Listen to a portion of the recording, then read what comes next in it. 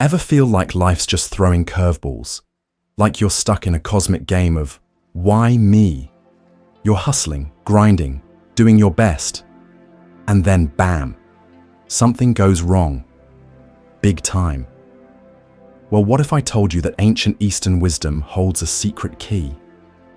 A way to not just survive those tough times, but actually thrive because of them.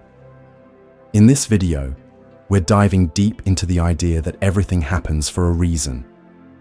I know, it sounds cliché, maybe even a little out there. But trust me, once you get this, your whole perspective on life's struggles will flip. We're going on a transformative journey inspired by philosophies of the East to unlock the hidden purpose of your experiences. Stick around, because if you miss this, you might stay stuck in that "why me" loop forever.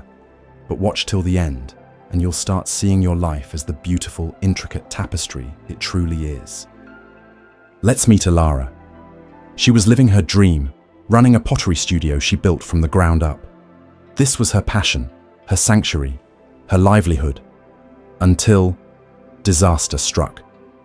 A flash flood ripped through her town, turning the studio into a muddy wasteland.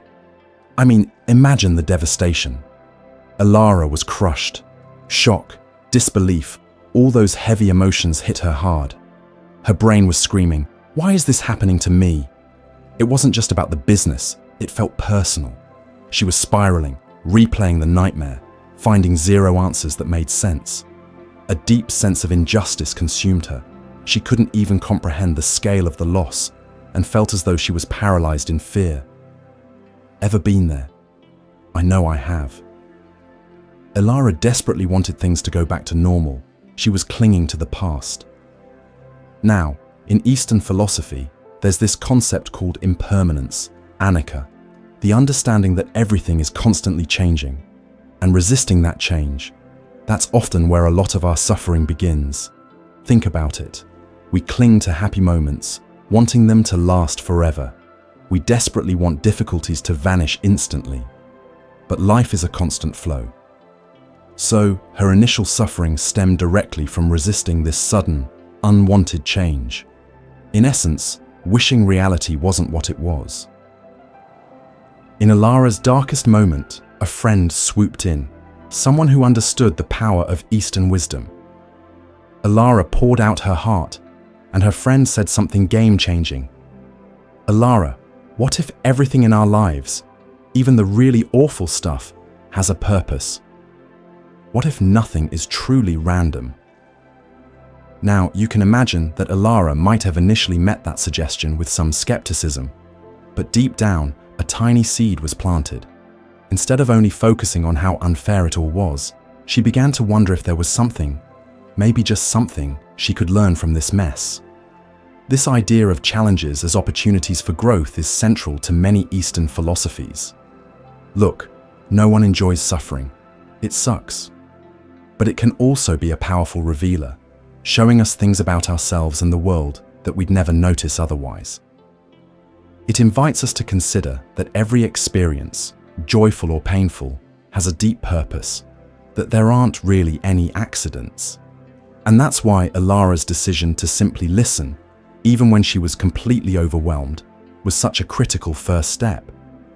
Even something as mundane as cleaning up started to feel different, like she was searching for a hidden message. It's like the universe is whispering, "Hey, there's a lesson here, even if we can't quite hear it yet." Okay, reality check time. Alara had to deal with the insurance company. And here's where things got even more interesting. Turns out, her insurance wasn't enough. Plus, her business continuity plan, non-existent. This wasn't some random act of the universe. It was a direct result of her past choices. This brought on regret, but also a huge wave of personal responsibility.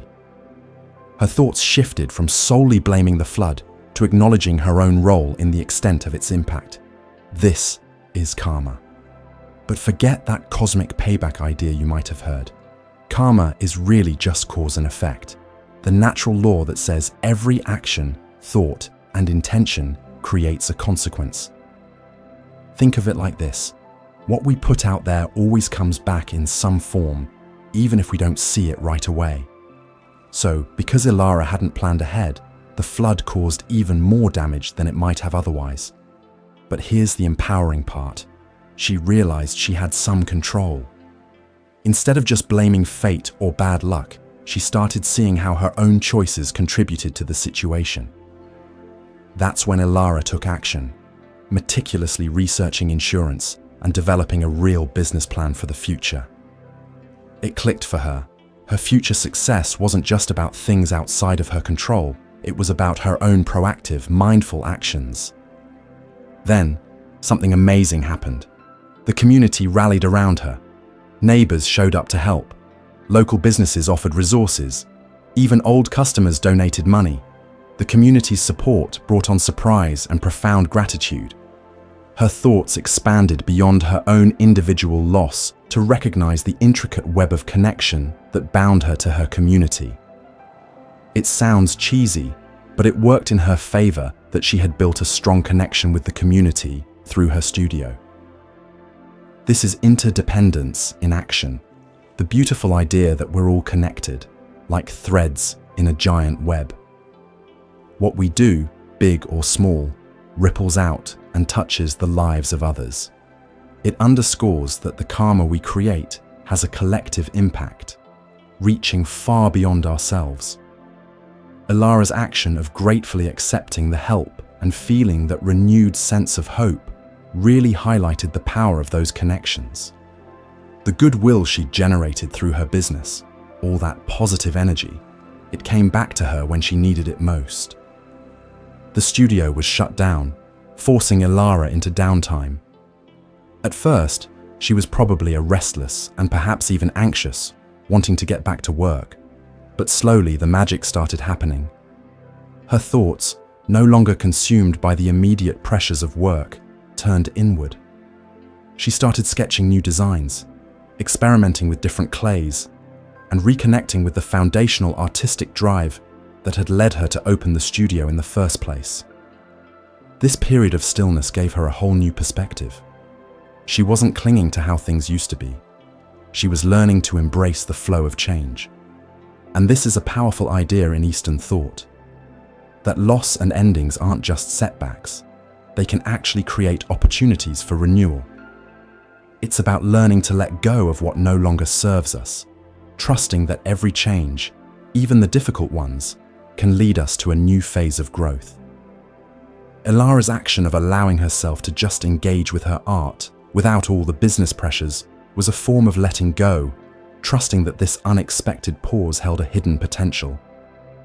And in that stillness, she rediscovered her passion and began crafting a new vision for her studio. As Ilara rebuilt her brainchild, she was a different person. The bitterness was gone, replaced by resilience, gratitude, and a clear vision. The flood wasn't just a tragedy, it was a catalyst. It stripped away the fluff and revealed deeper truths. The pain had lessened, replaced by a growing sense of wisdom and acceptance. Her thoughts were no longer dominated by the question, "Why me?" but by a profound understanding of, "What can I learn from this?" This embodies acceptance, acknowledging reality without resistance, which leads to inner peace. We need to embrace the lessons that hard situations offer. Her actions in rebuilding her studio were now infused with this newfound understanding, marked by more thoughtful planning, a deeper appreciation for her community, and a renewed commitment to her artistic core. Instead of asking, "Why is this happening to me?" we can ask ourselves, "What can I learn from this?"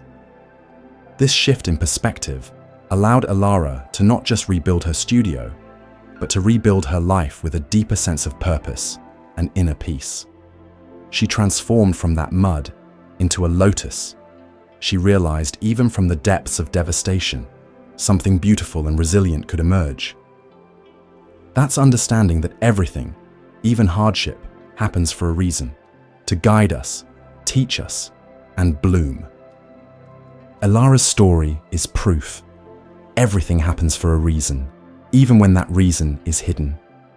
I really want you to take a moment and reflect on those points. Your transformation starts now. Embrace acceptance, seek meaning, and have courage.